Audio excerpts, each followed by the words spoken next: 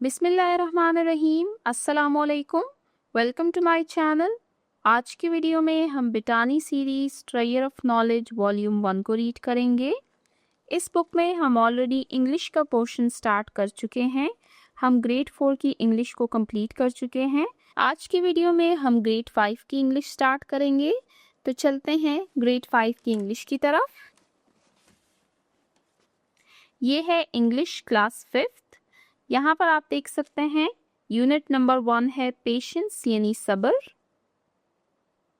आप अगर इस लेसन को रीड करेंगे तो इसमें हज़रत मोहम्मद सल्लल्लाहु अलैहि वसल्लम की सब्र और इस्तकामत के बारे में बताया गया है। इन वीडियोस में मैं आपको सिर्फ इस यूनिट में दिए गए एमसीक्यूज को सॉल्व करवाऊंगी, क्योंकि इस बुक पर मैं ऑलरेडी डिटेल वीडियोस बना चुकी हूँ।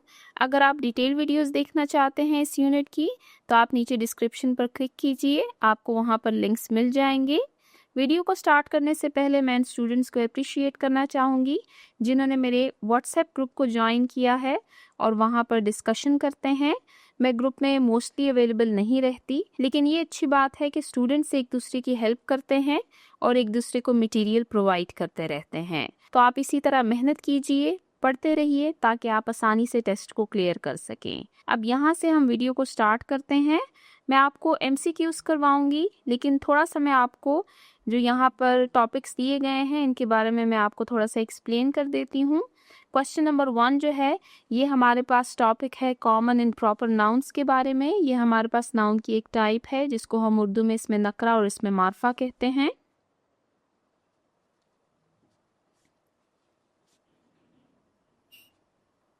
अब कॉमन एंड प्रॉपर नाउन क्या है? कॉमन नाउन हमारे पास जनरल नेम्स होते हैं, जबकि प्रॉपर नाउन हमारे पास स्पेसिफिक नेम्स होते हैं। फॉर एग्जाम्पल रावल लेक जो है ये हमारे पास प्रॉपर नाउन है।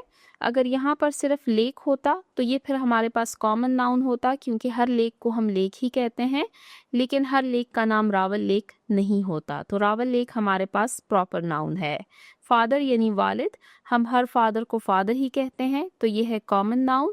नेक्स्ट है बिल्डिंग, हर बिल्डिंग को हम बिल्डिंग ही कहते हैं, तो ये है हमारे पास कॉमन नाउन।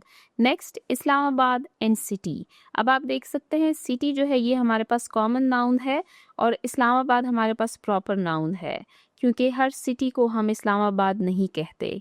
इसी तरह सिटी हमारे पास कॉमन नाउन है। कराची, पेशावर, मुल्तान ये सब हमारे पास प्रॉपर नाउन है। K2 is the highest peak of Pakistan. अब K2 और पाकिस्तान ये दोनों हमारे पास प्रॉपर नाउन है। अगर यहाँ पर होता कंट्री तो फिर ये कॉमन नाउन होता, क्योंकि हर कंट्री को हम कंट्री कहते हैं, लेकिन हर कंट्री का नेम पाकिस्तान नहीं होता।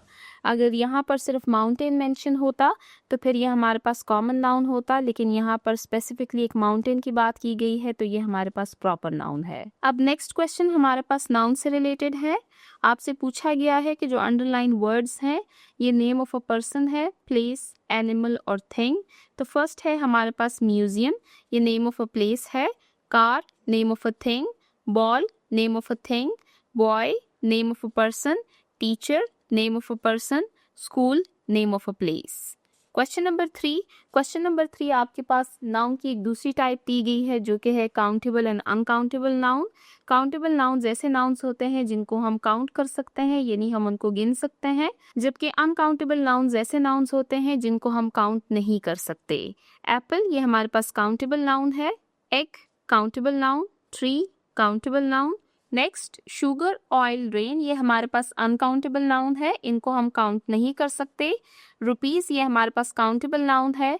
मनी हमारे पास अनकाउंटेबल नाउन है। अब मनी हमारे पास अनकाउंटेबल क्यों है?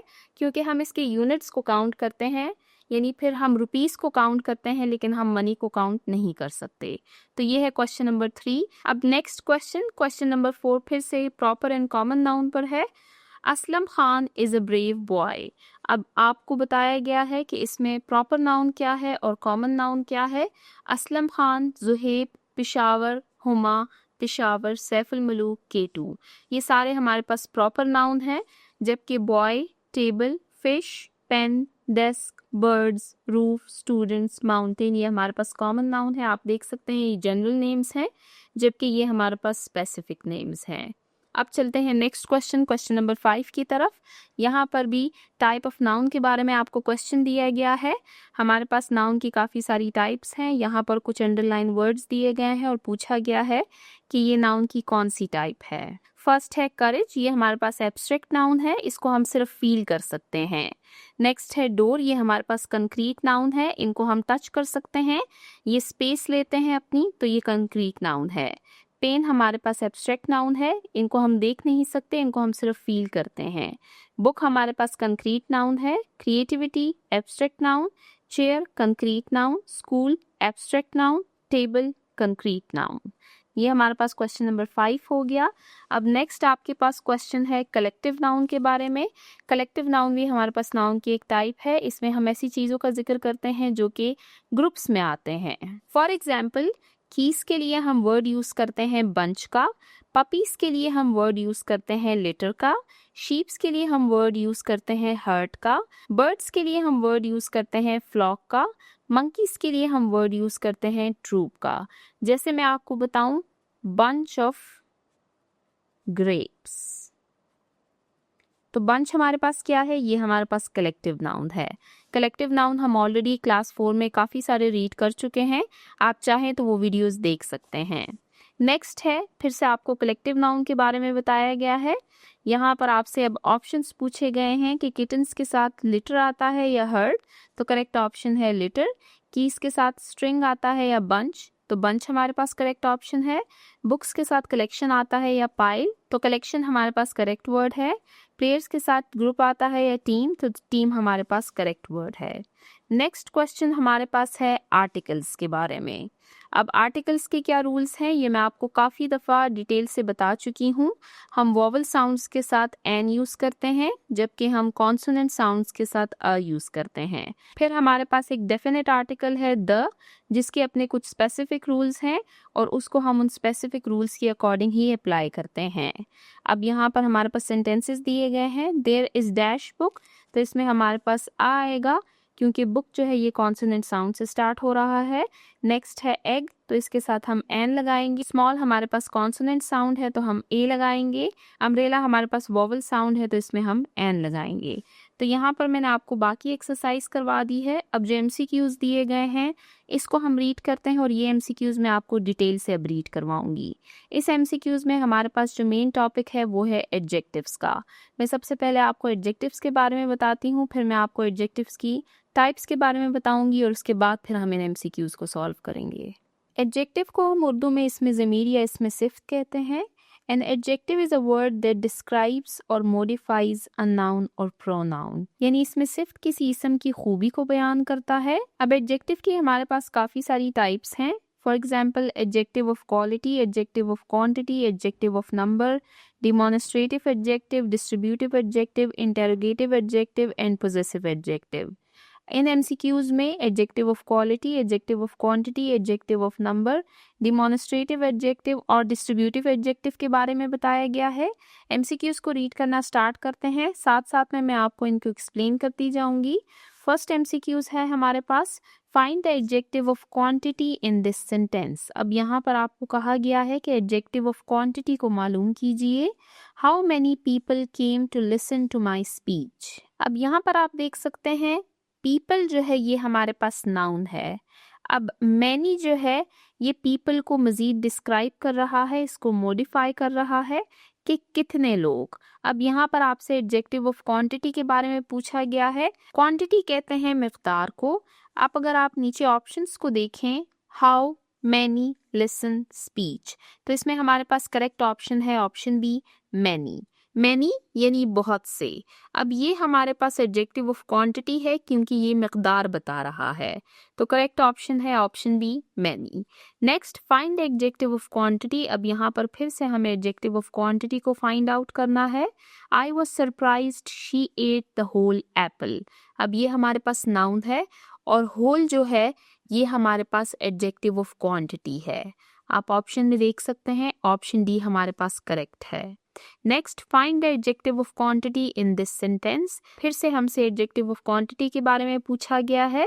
He irritated his father as he had spent all his money. अब इसमें मनी हमारे पास नाउन है और ऑल जो है ये हमें मिकदार यानी क्वांटिटी दिखा रहा है, ऑल यानी तमाम। तो इसमें हमारे पास करेक्ट ऑप्शन है ऑप्शन ए ऑल, ये हमारे पास एडजेक्टिव ऑफ क्वांटिटी है। Next, Tokyo is a big city, here big is an adjective of dash. अब बिग जो है ये क्या है, क्वालिटी यानी खूबी, क्वांटिटी यानी मिकदार, नंबर यानी नंबर। तो जो बिग है ये हमारे पास क्वालिटी यानी एक खूबी है। अब ये टोक्यो सिटी की एक क्वालिटी बता रहा है कि वो शहर कैसा है, वो शहर बहुत बड़ा है। तो यहाँ पर ये हमारे पास एडजेक्टिव ऑफ क्वालिटी है। Next, she ate some rice, here some is an adjective of dash. अब सम के बारे में पूछा गया है कि ये हमारे पास क्या है, क्वालिटी, क्वांटिटी, नंबर। तो हमारे पास ऑप्शन बी करेक्ट है। यहाँ पर क्वांटिटी यानी मिकदार का बताया जा रहा है कि उसने थोड़े से चावल खाए हैं। Next, the foolish crow open his mouth to sing, here foolish is an adjective of dash. कि बेवकूफ कौवे ने गाना गाने के लिए अपनी चोंच खोली। अब यहाँ पर जो फुलिश है यानी बेवकूफ। अब ये क्रो क्या बयान कर रहा है, क्रो हमारे पास नाउन है। अब ये नाउन को मजीद मॉडिफाई कर रहा है कि जो नाउन है हमारे पास वो फुलिश है। यहाँ पर ये इसकी क्वालिटी यानी खूबी को बयान कर रहा है। तो आप ऑप्शंस में देख सकते हैं नंबर, क्वांटिटी, क्वालिटी। तो हमारे पास करेक्ट ऑप्शन है ऑप्शन सी क्वालिटी, यानी ये इसकी खूबी को बता रहा है या खामी बता रहा है। He has little patience, here little is an adjective of dash। अब little के बारे में पूछा गया है कि ये हमारे पास क्या है, नंबर, क्वांटिटी, क्वालिटी। अब little है थोड़ा, तो ये मिकदार को शो कर रहा है यानी क्वांटिटी को शो कर रहा है। तो ये है हमारे पास एडजेक्टिव ऑफ क्वांटिटी। चलते हैं नेक्स्ट एमसीक्यूज की तरफ। He has lost all of his wealth, here all is an adjective of dash। All यानी तमाम, ये हमारे पास क्या है, एडजेक्टिव ऑफ क्वालिटी, नंबर और क्वांटिटी। तो इसमें हमारे पास करेक्ट ऑप्शन है ऑप्शन सी क्वांटिटी यानी मिकदार, यानी उसके पास जितनी भी मिकदार में रकम मौजूद थी वो सारी वो गवा चुका है। Next, we did not receive sufficient rain this year, here sufficient is an adjective of dash. अब आपसे सफिशिएंट वर्ड के बारे में पूछा गया है कि ये एडजेक्टिव की कौन सी टाइप में आता है। तो ऑप्शंस हैं हमारे पास क्वालिटी, नंबर, क्वांटिटी। तो ये हमारे पास क्वांटिटी यानी मिकदार में आता है। Next, each hand has 5 fingers, here 5 is an adjective of dash. अब 5 हमारे पास क्या है, ये हमारे पास एक नंबर है। तो ये हमारे पास एडजेक्टिव ऑफ नंबर है, यानी जितने भी नंबर्स हमारे पास आते हैं 10, 12, 100, 1000, ये सारे हमारे पास एडजेक्टिव ऑफ नंबर में फिर आते हैं। There are several mistakes in your composition. Here several is an adjective of dash। अब यहाँ पर word several के बारे में पूछा गया है कि ये क्या है। अब several का मीनिंग है कई। अब यहाँ पर स्पेसिफिक तादाद तो नहीं बताई गई, लेकिन ये हमारे पास नंबर में फॉल करता है। तो several जो है यानी कई, ये हमारे पास एडजेक्टिव ऑफ नंबर है। Next, our country expects every citizen to do their duty. Here every is a dash adjective। अब यहाँ पर आपसे वर्ड एवरी के बारे में पूछा गया है कि ये हमारे पास एडजेक्टिव की कौन सी टाइप है। तो अगर आप सेंटेंस को रीड करें, that our country expects, कि हमारा मुल्क ये तवक्को रखता है that every citizen to do their duty, कि हर शहरी अपनी जिम्मेदारी को पूरी करे। Numeral, distributive, demonstrative, none of these, यानी इनमें से कोई भी नहीं। अब इसमें जो हमारे पास एवरी है ये हमारे पास डिस्ट्रीब्यूटिव एडजेक्टिव है। डिस्ट्रीब्यूटिव एडजेक्टिव ये क्यों है, क्योंकि हर शहरी को ये अलग अलग जाहिर कर रहा है, यानी यहाँ पर हर फर्द की सिफात को अलग अलग बयान किया गया है कि जो मुल्क है वो हर एक शहरी से ये तवक्को रखता है। तो ये है हमारे पास distributive adjective. Next, those apples are ripe, here those is a dash adjective. Those, अब हमारे पास क्या है, दोज हम कहाँ पर यूज करते हैं, देखें ये हमारे पास डिमॉन्स्ट्रेटिव एडजेक्टिव है और डिमॉन्स्ट्रेटिव एडजेक्टिव्स हमारे पास 4 हैं, this, that, these and those. अब दिस और दैट का जो यूज है ये हम सिंगुलर के लिए करते हैं, जबकि दीज और दोज का यूज हम प्लूरल के लिए करते हैं। दिस का इस्तेमाल हम सिंगुलर और करीब चीज के लिए करते हैं, जबकि दैट का इस्तेमाल हम दूर और सिंगुलर चीज के लिए करते हैं। इसी तरह दीज का इस्तेमाल हम नजदीक और प्लूरल के लिए करते हैं, जबकि दोस्त का इस्तेमाल हम दूर रखी हुई चीज और प्लूरल के लिए करते हैं। तो ये दोनों हमारे पास सिंगुलर में यूज होते हैं और ये दोनों हमारे पास प्लूरल में। डिमॉन्स्ट्रेटिव एडजेक्टिव क्या है? जब हम किसी चीज की तरफ इशारा करते हैं, that this is a pen, कि ये एक पेन है। दीज आर पेन्स, कि ये दो, अब यहाँ पर प्लूरल हो गया है, ये पेन है और ये दोनों करीब रखे गए हैं। अब अगर इनमें से एक पेन को मैं दूर रख देती हूँ तो मैं कहूंगी दैट इज अ पेन, कि वो एक पेन है। और अगर मैं दोनों को इकट्ठे दूर रख लूं तो मैं कहूंगी कि दोज आर पेन्स, कि वो पेन है, यानी वो फिर प्लूरल हो जाएंगे। यहाँ पर हमारे दिए हुए MCQs एंड होते हैं। नीचे आप आंसर की देख सकते हैं, आंसर की बिल्कुल करेक्ट दी गई है, आप इसको मैच कर सकते हैं। इंशाल्लाह नेक्स्ट वीडियो में हम यूनिट नंबर 2 को स्टार्ट करेंगे, जो कि है हमारे पास बी ग्रेटफुल।